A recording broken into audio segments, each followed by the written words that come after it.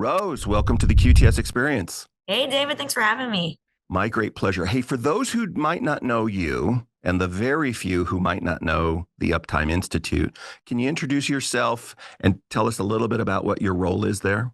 Hi, I'm Rose. I'm part of the Uptime Intelligence team. I'm one of the data analysts. I cover human-facing issues like staffing and human error. So pretty much any place in the data center world where you would see a human being, I cover those areas. And I've got to read your stuff. I've read it both in the annual report, but also DCD. So I've Data Center Dynamics website. I know you've a published author there. How did you end up doing something like this? Um, Basically, I'm a transplant from the psych field, right? Okay. Um, From the psych so field. What does that mean from the psych field? so I was working in psychology for 10 plus years. Okay. I was a director of some psychiatric rehab sites. Um, Okay. Also have a background in ethics and a bit of my own research. Okay. And basically, it just kind of got to a point for me where I wanted to go into an industry where problems had answers and weren't so ambiguous, Mm. where you could kind of apply that lens to solving more technical problems or fill in some gaps that might be overlooked just in the way people are thinking in the data center industry, because we're not always thinking about those human error problems. And if Mhm. we are, we're kind of glossing over them. We're not really thinking, hey, there might be a really simple, practical explanation for why this keeps happening, and we don't actually have to keep dealing with it. Right. That's a great application of training. I love that. I love that we're talking about workforce today and how we find people that might not even know that they're connected to critical infrastructure, but they have these skills that can be applied. I know the 2025 report is out or will be coming out by the time we air this. Yeah. What of that, whether it's just in your area of specialty or in the broader report, really stood out to you in 2025?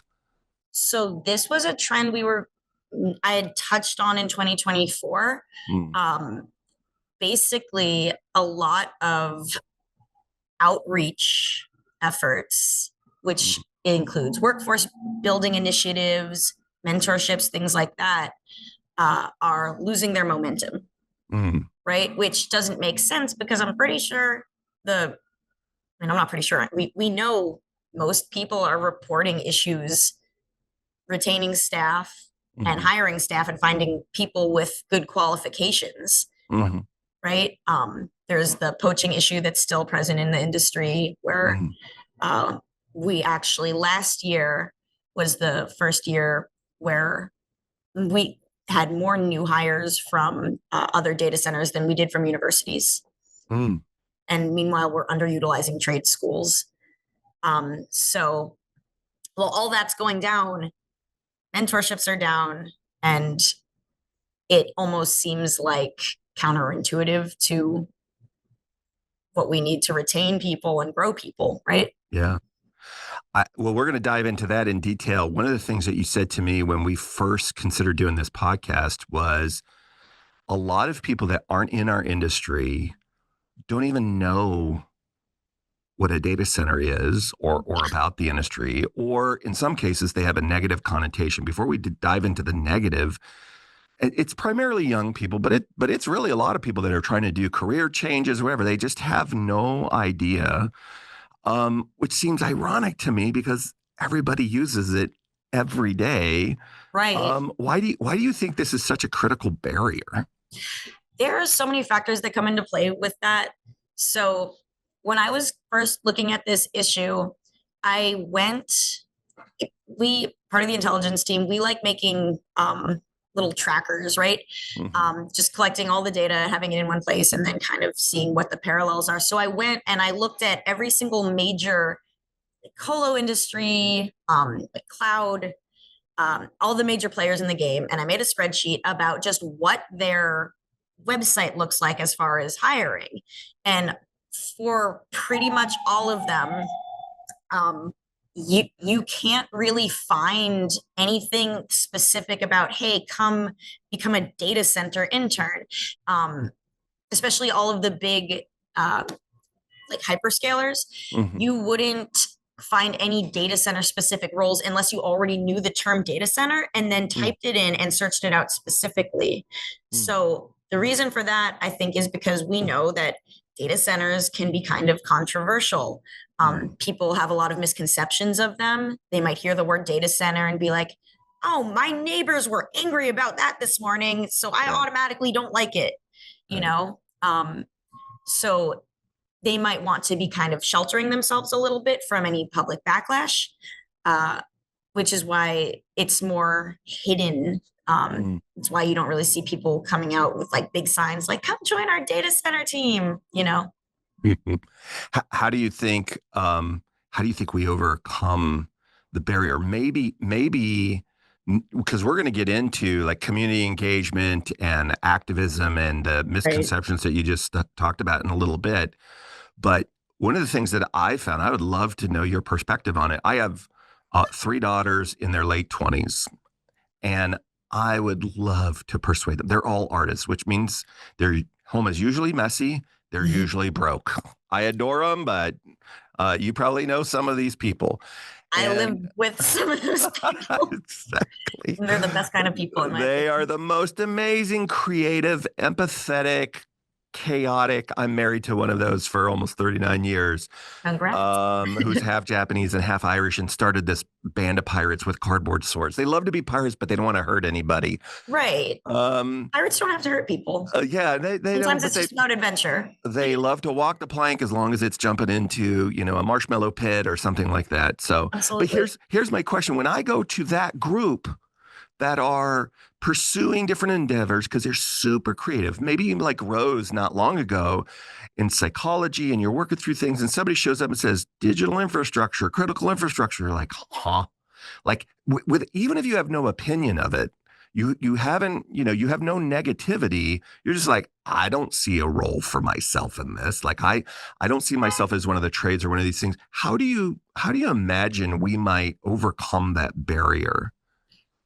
So that is interesting. And, like I can say, I really never, ever imagined myself in this kind of role because, okay, don't tell anyone this, but I'm one of those creative people too.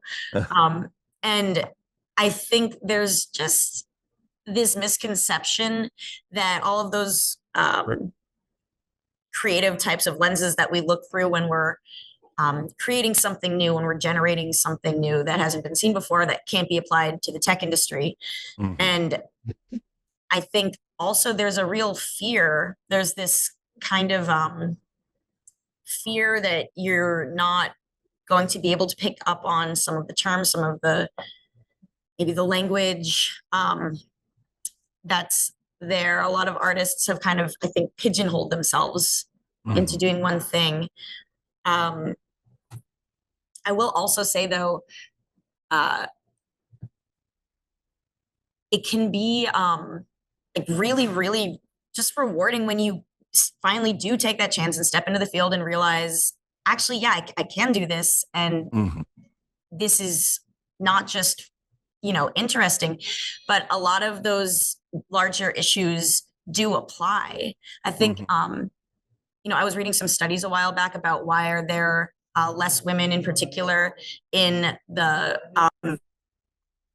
tech field.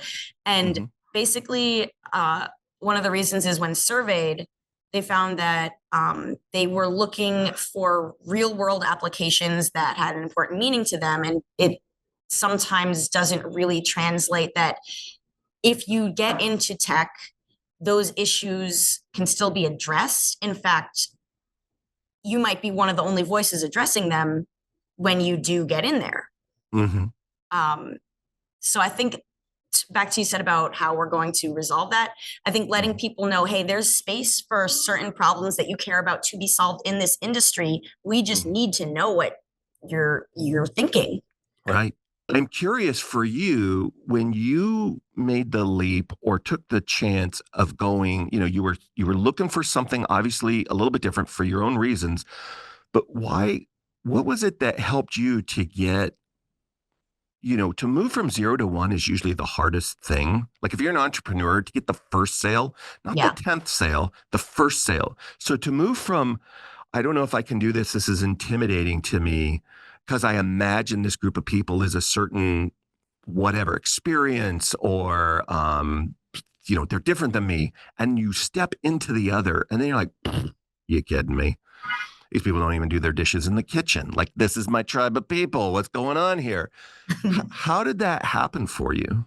So, I can definitely speak on that. So the first thing that happened, and this goes back to this, there's been studies that show that you are more likely to show affinity for a new person if you perceive them as liking you, right? Mm, Um, so in that same, on that same, train of thought, I was sort of told, no, the thing you do, the thing you already do, the way you think, we mhm, want that. We like that already. No, mhm, we need that.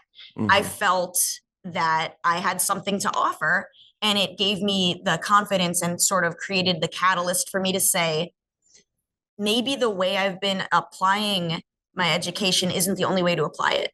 mhm, And then I made the leap. And once that leap happened and I met the other people who were in the industry, mhm, they were like me. mhm. Um, it's a lot of quirky nerds. It is. And It is. just You're not felt going to get, so, yeah, yeah. so You're at not, home. isn't it fun when you realize, holy cow, we're all from this island of misfit toys? Yes, that's what the intelligence team is. That's Yeah. literally what the intelligence team is. That's Yeah. exactly how it feels. We are all Y- from different backgrounds. I like to think of us as kind of like Captain Planet. Yeah. We got Jackie with the liquid cooling and, Right. Cloud. Everyone has a kind of different element that they bring to the table. And we have these amazing conversations and solve problems each from our own perspective. And we're all such dorks while we're doing it. And it's just Yeah. so fun. It's fun. I love my It, job. I it, really love my job. it is the best when we get to build community and find our place in the community. In particular, when you can, like, people can't be evil, but they can be you can disagree without being disagreeable. If you find a way to build that community where what we have in common is we're gonna love and take care of each other to the best of our ability. When we disagree, we're not going to be disagreeable. We'll find it. Okay, we disagree on this. We're all looking for truth and helpfulness and whatever.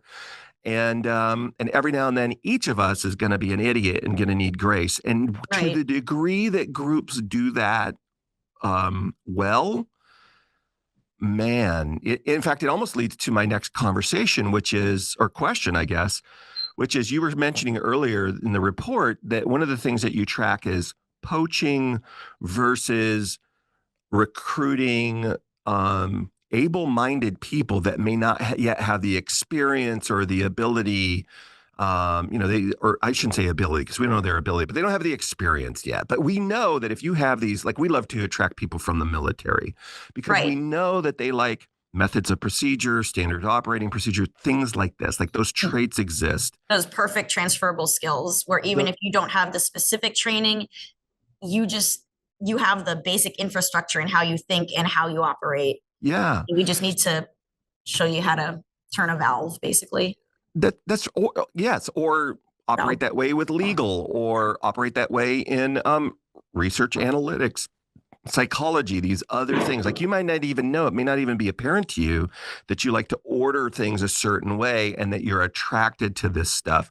oh So yeah, why do that's you think that's the case that we're poaching? And you started to say in the report now we're doing more or less of it because other industries are really good at attracting people to those industries. So can you tease that out a little bit for us?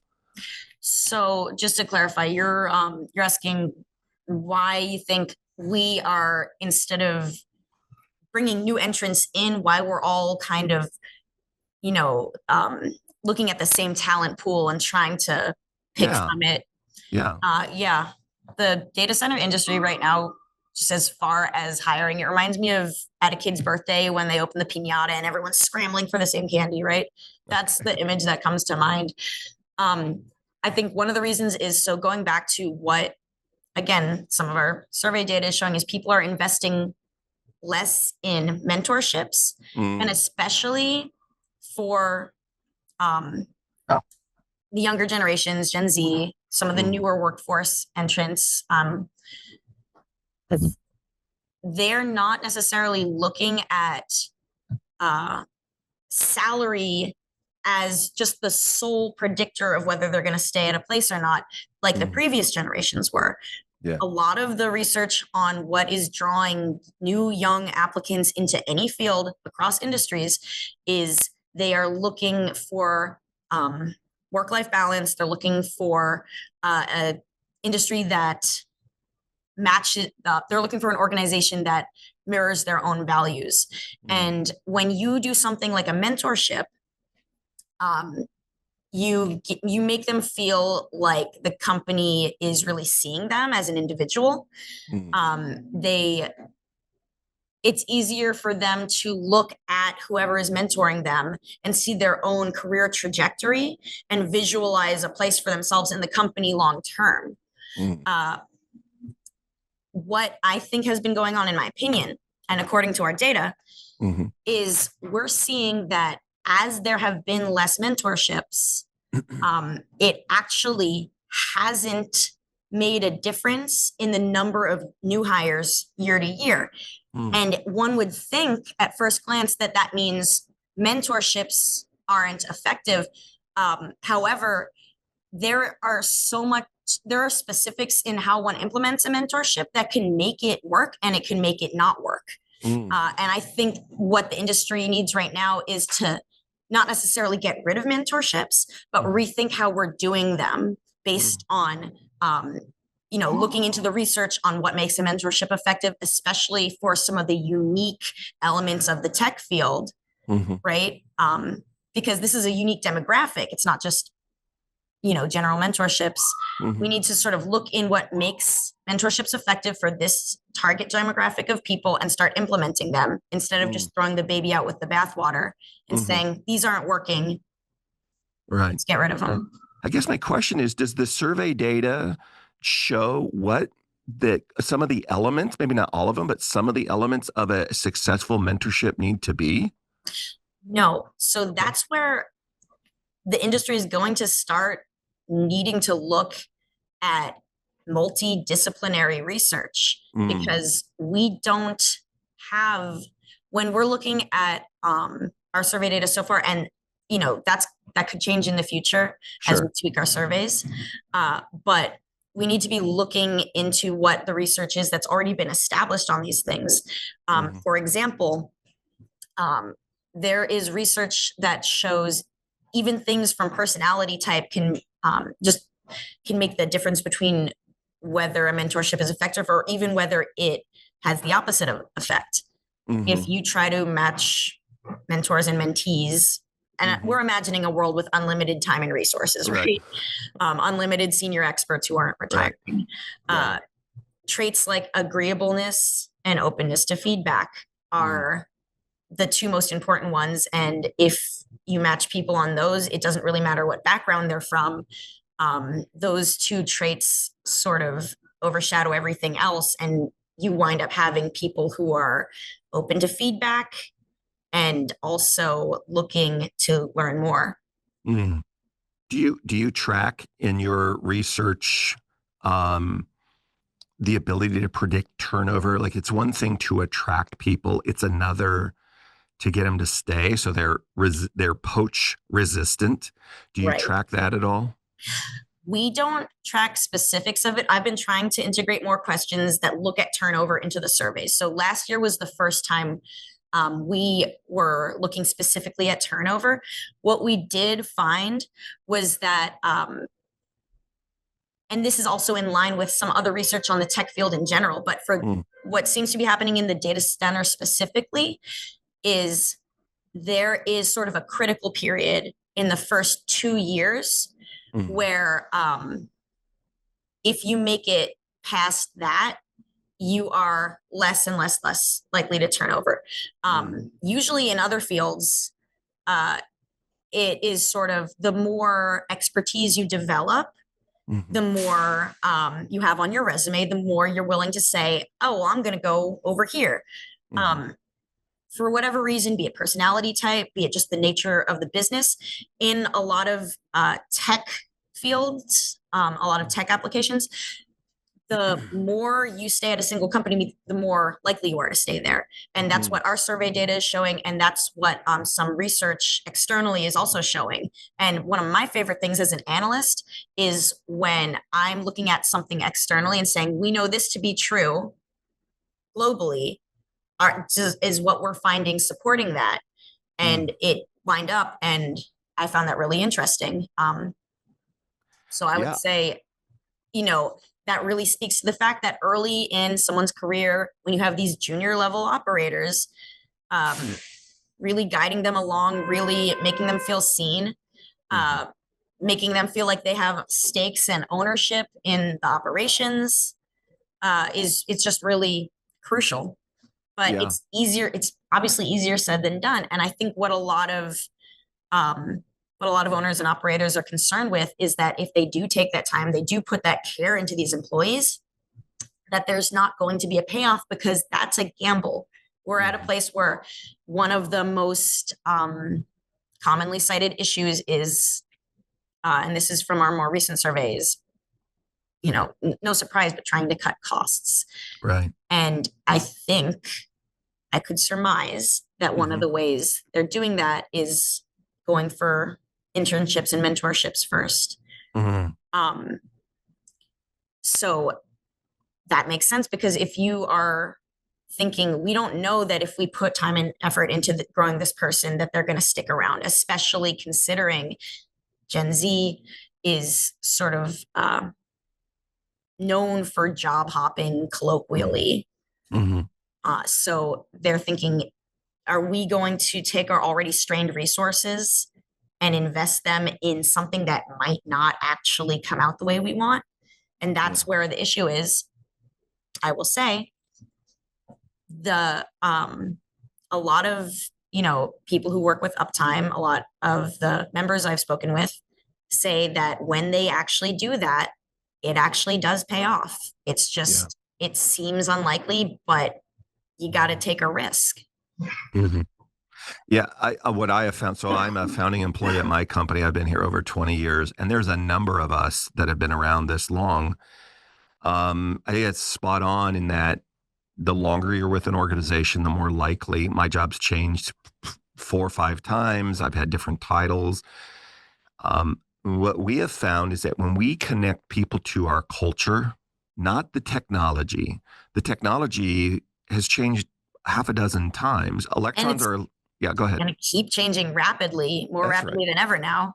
That's right. And so but they like our culture of safety. They like our culture of volunteerism. They like our culture of transparency. One of the things that we do every other month, we fly all new people that we've hired from Europe, the United States, anywhere in North America. All, if they've been here 6 months or less, we fly them to one of our training facilities outside of Atlanta. Our CEOs fly in, a number of executives, and we spend a few days with them, introducing them to our leadership, who we are. We open regular channels of communication. It's not always easy. I've been part of that for I think 17 years, and whatever my jobs have been. Our founder, our current CEOs, they all uphold this tradition. And I'm not saying it's the only way or it's the perfect way. It is our way of connecting people to our mission and purpose. Most of them, I don't know what our average tenure is, but it's a lot longer than unscientific than what my peers tell me in the industry, because people, they want to, whether they're Gen Zers or older, they want to be connected to the bigger idea. 100%. And Yeah. it's one of those things that, again, we wouldn't kind of be discovering this or having these conversations if we weren't starting to look at these issues through different lenses. Mm-hmm.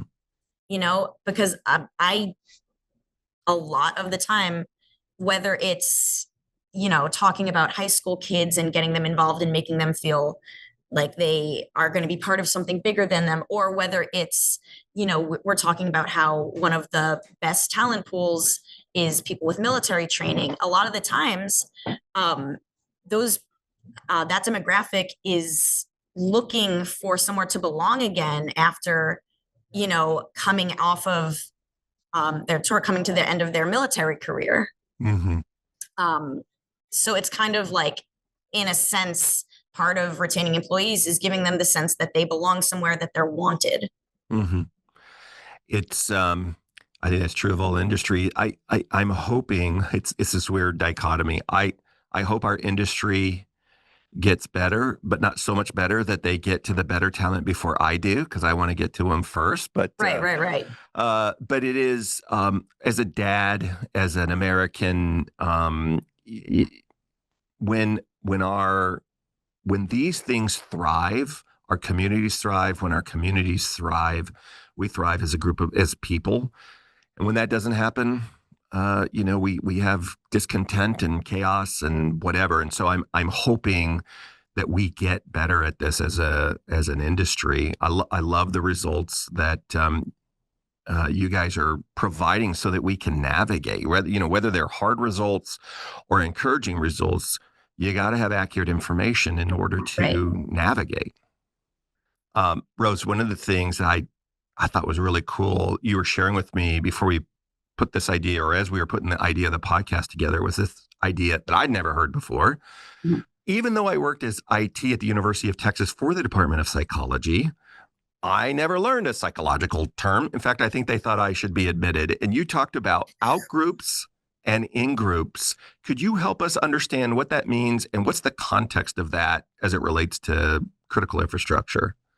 Right. So basically, in any group of people, you're going to have this mentality where you sort of build your tribe around some sort of shared characteristic. It's just part of the human condition. Mm-hmm. And it doesn't necessarily matter what that is. It could be anything. So the reason I started looking into it is because we're now looking at AI.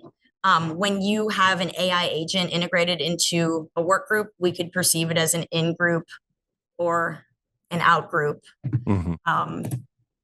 Right? So we're kind of applying this like human team mentality to these AIs, mm-hmm. Which is interesting. And that's something that's a whole other conversation. In terms of data center teams, mm-hmm. We're looking at these kind of almost seemingly arbitrary factors that are causing people to form in-group and out-group bias. Mm. For example, day shift and night shift tend to clump up together and don't always communicate well because they are seeing themselves as one team versus another instead of a holistic, part of the same team. We also have different silos within the organization as a whole. Sometimes different departments might feel like they have a different mission when ultimately the entire mission is maintaining uptime and preventing downtime.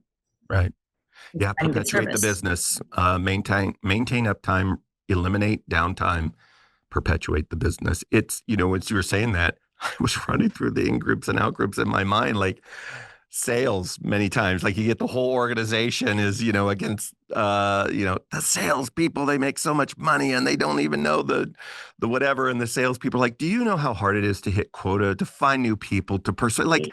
Like it's so easy to see when you describe it, these challenges, these groups. And sometimes you can be a member of 2 or 3 groups, right? You could be part of the operators versus the non-operators. And then within the operators, you could be part of the day operators versus the night operators. And then within the day operators, you could be part of the electricians instead of the plumbers or the mechanical infrastructure. Like it's 100%. And then you have management versus, junior level. And there's just so many things that could be, we talk about in technical terms, points of failure, but in terms of how your human teams are working, there are multiple potential points of failure that you need to look at and make sure that you have those addressed so that everything can operate smoothly.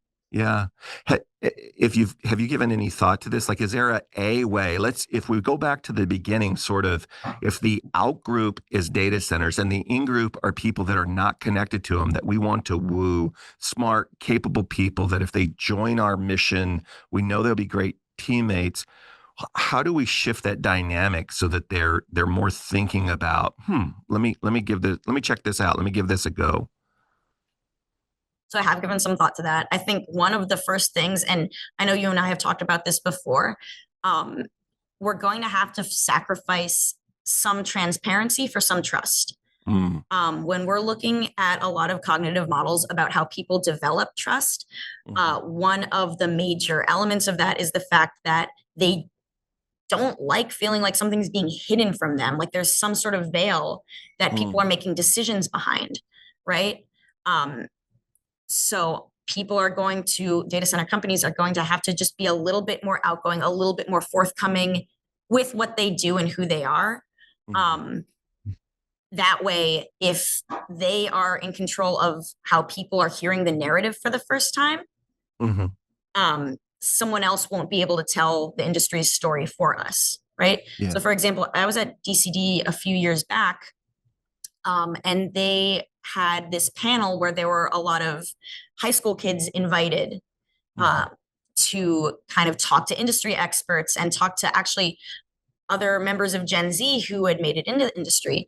And one of the big things was they didn't know what a data center was, point blank. mhm. And when it was explained to them, they weren't really thinking in terms of not in my backyard or, oh, Right. this is going to cause this type of problems. This group was literally just thinking, wait, we're going to have jobs? Mm, There's somewhere that might like us. So I think by seizing the narrative and giving them that first impression, mhm. um, that could be really helpful in just making people feel more welcome, because if we don't tell them who we are, someone else will. And they are. They And are. yep. And there's Yeah. so many misconceptions. I was looking at a study a while back just about NIMBYism in general. And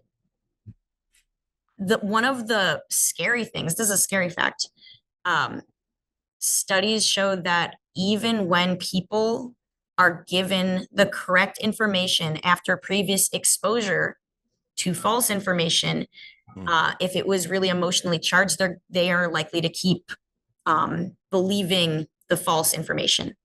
Yeah. And that's why it's kind of important to get the story out there. I completely agree. My poor wife. I don't know if I'll be married for my 40th year because I'm about to tell a story, Oh but gosh. she listened to one of these stories that what turned out to be an AI generated story. And it was a very compelling story about somebody in a royal family that supposedly had stole some jewel. Like it was this really charged thing. As I walked through the room, she's like, "Can you believe this?" And I said, "There's no way that can be true because the whole world would be talking about this if this were true. Like Yes. it would be such a outrageous untruth Scandal. that that that the organization that would try to suppress this, there'd be no ability." And so I leave the room, and later that day, I was like, you know what? I'm just going to check this out on Snopes or one of the other things. It's a complete hoax. It's not true. It's been perpetuated. Well, later that afternoon, I see her and I said, I looked into it. And by the way, that story's just not true. By the way, well, I never trusted so and so royal anyway, and so I admit, and I'm like, you just got that planted in your head Right. 6 hours ago. Why? Because I tend to be a very like I have no problem holding ideas that I think are true. I am certain this idea is true. Every now and then, the things I'm certain about, when you get more data that it can be empirically verified, I got to change my mind. And I don't mean like whether something's hot or cold to my tongue. I mean something that Right. can be measured, et cetera. And so that's so true that when you get this misinformation, if you're not careful, if you're the person that sort of receives it, and we all are about something, and it sort of settles in you, and in your soul, you're like, yeah, that feels right. Even Because though you could be completely wrong, it's hard to change your mind. we're always, as human beings, we are always trying to make patterns. We're always, and the more info we take in, we're always going to have confirmation bias, regardless of whether or not we are aware we were tricked with certain information.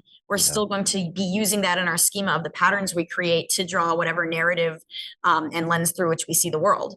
Yeah. So it's really important that, you know, a big part of making our space in the world right now as an industry is spreading awareness, giving, and that doesn't mean giving away trade secrets or your intellectual property. Just give people some background information on what we are.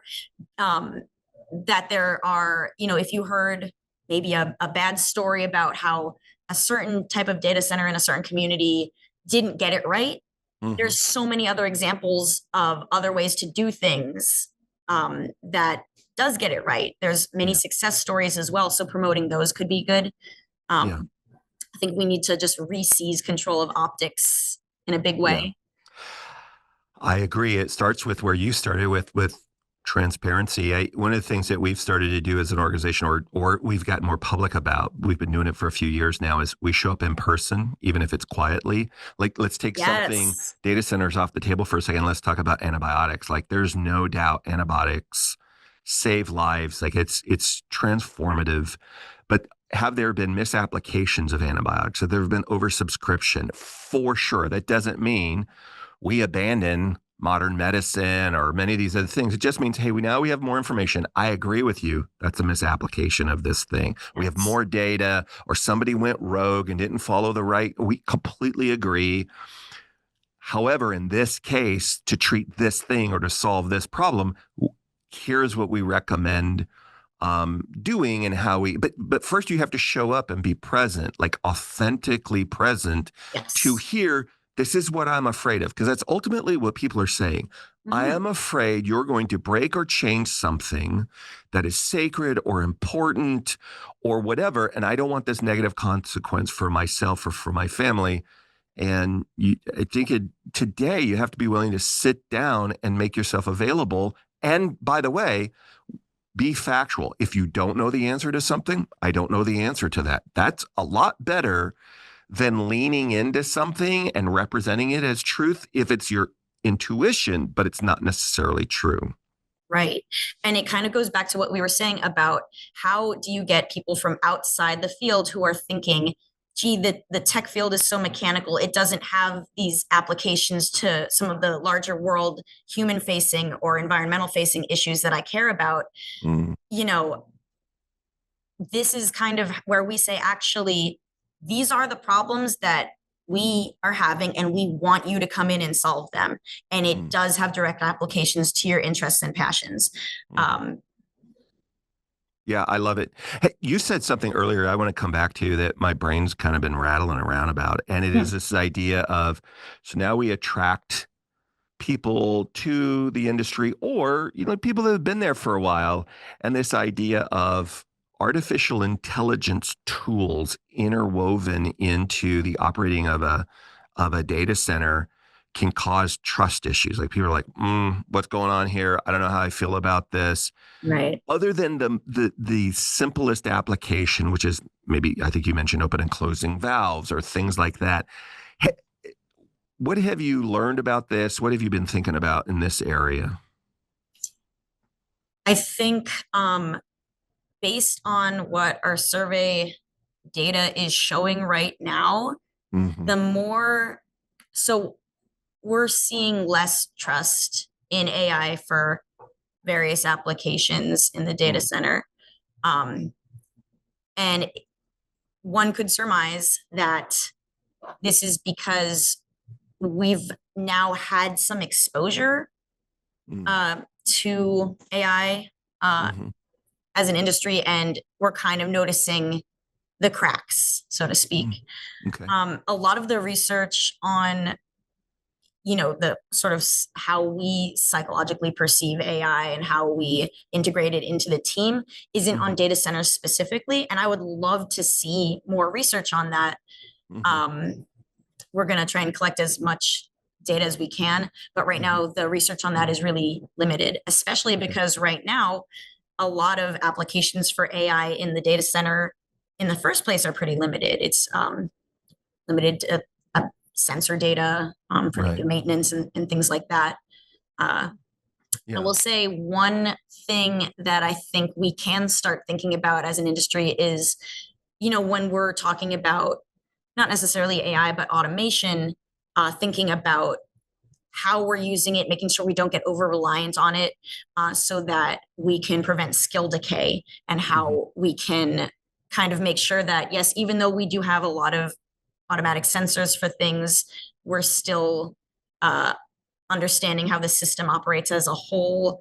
We're using any sort of alarms, not as a first line of defense, but as a safety net for our own observations. If we, for what we miss, not making it our primary mode of, understanding our systems.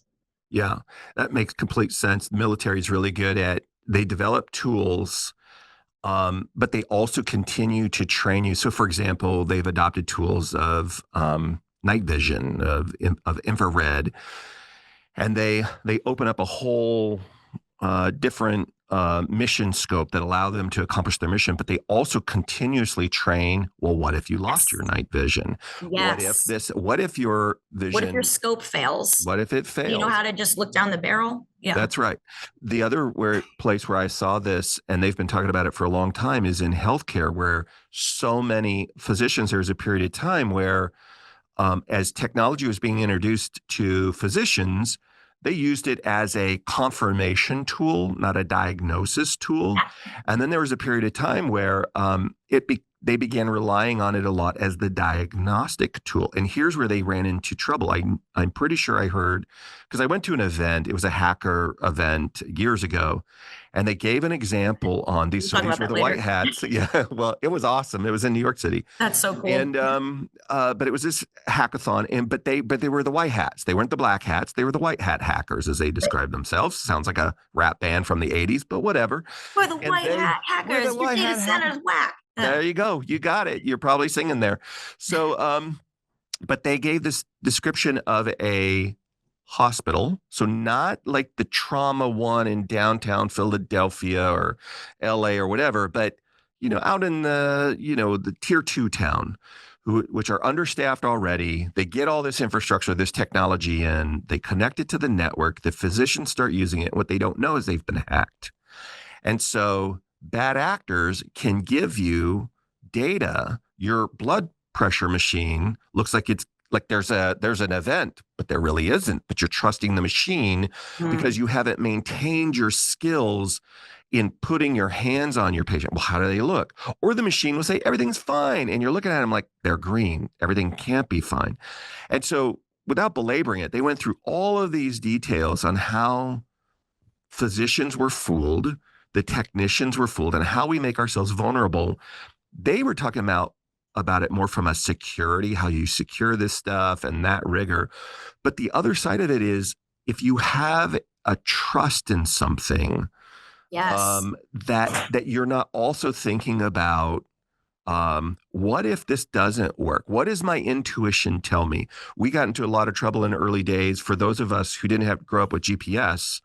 And you start in the first few years of GPS, it would say, oh, I'm going to route you this way through the city because it fits some algorithm. Well, if you were inexperienced, you're like, okay, I'll just follow that. If you're experienced, you're like, whoa, that's taking me to a place that's going to be worse traffic at the best and much worse human interaction experience at the worst.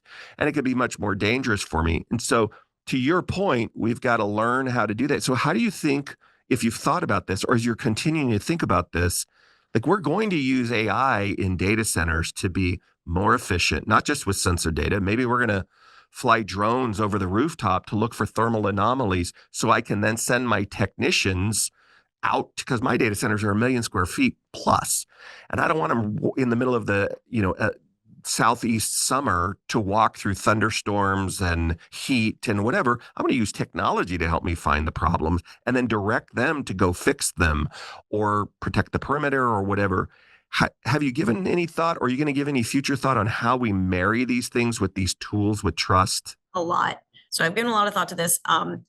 There is a different risk of skill decay in every level of automation. And just in terms of like broad research in different industrial settings, they basically studied how people were able to retain their skills given different levels of automation. When something becomes fully automated, there is more skill decay. Mm. when something, however, isn't using that technology at all, because I don't want to say that it doesn't help improve accuracy. It definitely does. When we're completely not taking advantage of the technology that's available to us, Mhm. we're going to lose out. So having that sort of moderate level, while still running manual drills, Mhm. still keeping your training fresh, and still thinking of it as a safety net and not your primary defense, prevents the most skills decay while still allowing you to take advantage of what's there. But getting something to be fully automated where you're barely even touching it, um, you know, things can already get that way even when you are expected to do a lot of manual run throughs. People become very complacent, especially Right. when they think they know better than whatever the procedures say. Yeah. Especially, this tends to happen with actually more senior level employees too. They can, even though they do know what they're doing, they tend to make more complacency mistakes. Right. Um, so that's to say, we're already experiencing those issues without the added layer of we're over reliant on automation. Yeah. So yeah, I guess I would say the best way to go is keep it moderate and keep your skills fresh. Mm. And, those training opportunities, going back to what we were saying about how it's important for people to really connect with your coworkers, feel a sense of belonging, that Mhm. person to person training is really formative for junior level employees. Mhm. Having that uh, sort of, okay, we know that you look at this automation to tell you what's wrong, but here's what I'm going to tell you how this system works and kind of the history of the site and everything like that. Mhm. That's more of a meaningful connection. Yeah, and I like what you're saying. It's a combination of all of those Yeah. things, right? But if we don't practice the what happens when that fails regularly, like it's ingrained, it's not just checking a box, that's when inevitably disaster happens. Right. And, going through those drills, it is also how we develop more robust procedures, especially if you have junior level staff present and they might have a suggestion that gets integrated. That's, Yeah. might seem like a small thing, but that's them feeling like, oh, now something for me has become crystallized in the company. And Yeah. now I'm a part of it and I have stakes in it, and I feel ownership of it. It's just little things like that. So again, all of these things, the retaining and your holistic understanding of your system, all of it really does go together. It's almost like, these topics just sort of flow into each other. Yeah. So if you're talking, if you have the opportunity, you're on a panel, there's an audience in front of you, whether they're young or young at heart, and they're curious about the industry, they're not that familiar with it. What would what advice would you give them? What information would you share with them as they're considering any component of, there's a lot of spots to Yes. connect with in the critical infrastructure and data center industry. What advice would you give them? I would say, first of all, hi, boys and girls. Today we're going to talk about data centers with your old pal Rose. And then I put on my backwards baseball cap. Uh-huh. No, but actually, I would say this. I would explain what a data center is. I'd ask if they've heard of it. And then I would say, look, if there's a lot of different narratives going on about data centers right now, I would encourage you to keep your problem solving hats on and keep asking questions, Mhm. right? If you hear about a problem that's going on in the data center industry, or if you hear that, um, you know, a data center was put into a community and it had a bad effect, how would you solve that? Mhm. There's room for you to come in and actually implement your ideas. And I would also encourage you to ask questions just about um, anything you hear about the industry, whether it's addressing controversy or just how it works. Mhm. Yeah, just keep asking questions, keep your skeptic hats on, and come in as problem solvers is what I would say. I love a skeptic hat. I tend to be a skeptic.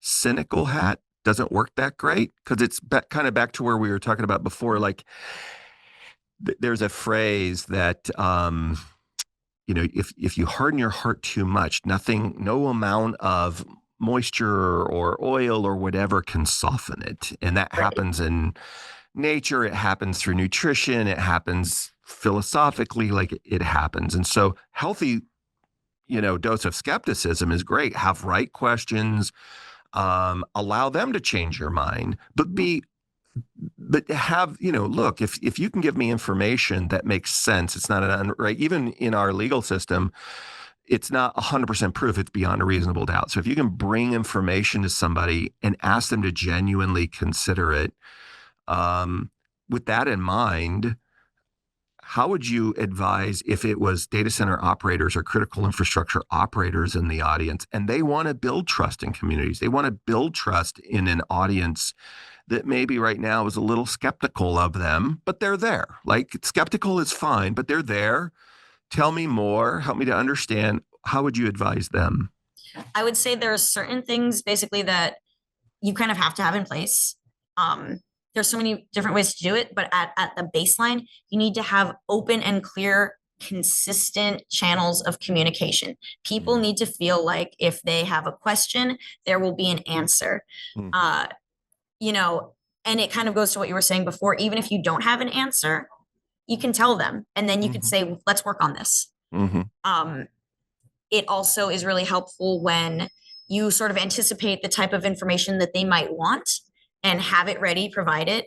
A lot of times in communities, that looks like environmental impact reports, having them ready, having them verified by a third party so that you can say, look, we're getting outside sources. This isn't an inside job. We're not conspiring. Right. You know, things like that, I think are go a really long way.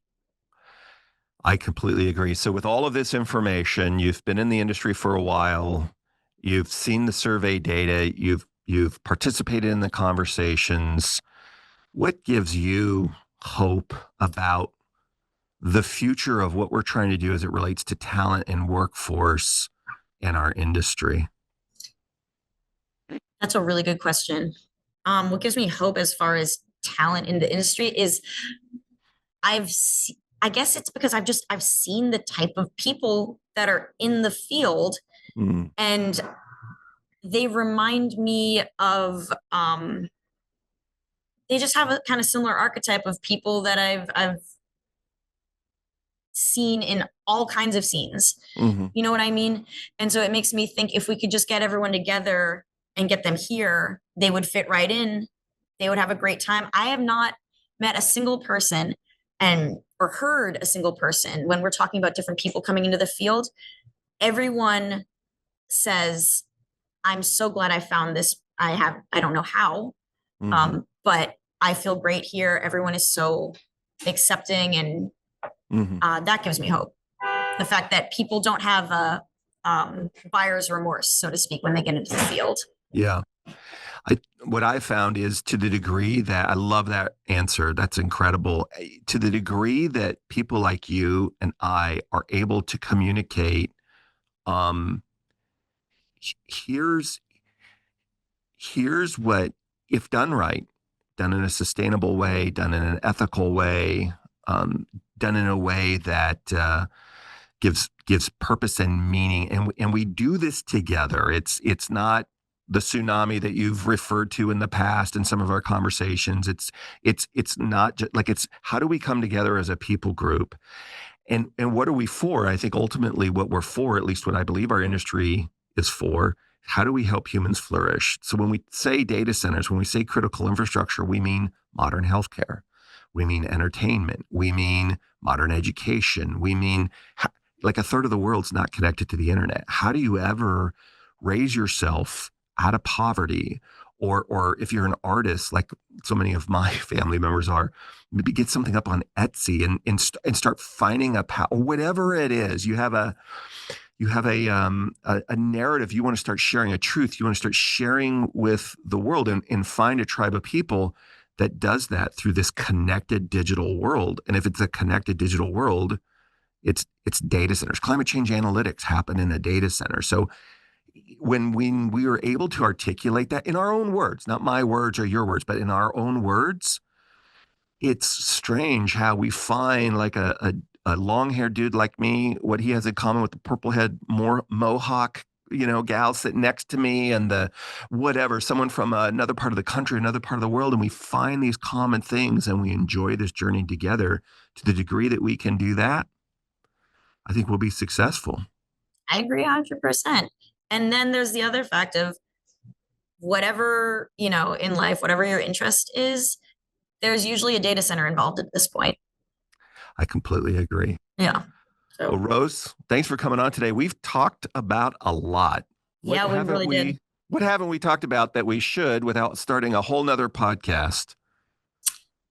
Uptime's 2025 staffing survey data report is going to be coming out. We just finished our survey. We have some more in the field. If you're listening to this, you should come check us out. Well, we will for sure include a link to that and direct everybody to go check it out. Thank you so much for coming on the show today. I can't wait till our next conversation. Yeah, thanks so much for having me. This was so fun. My great pleasure. Hey, everybody, if you liked that, click the like button. If you loved it, click the subscribe button. We'll see you next time. Have a good one.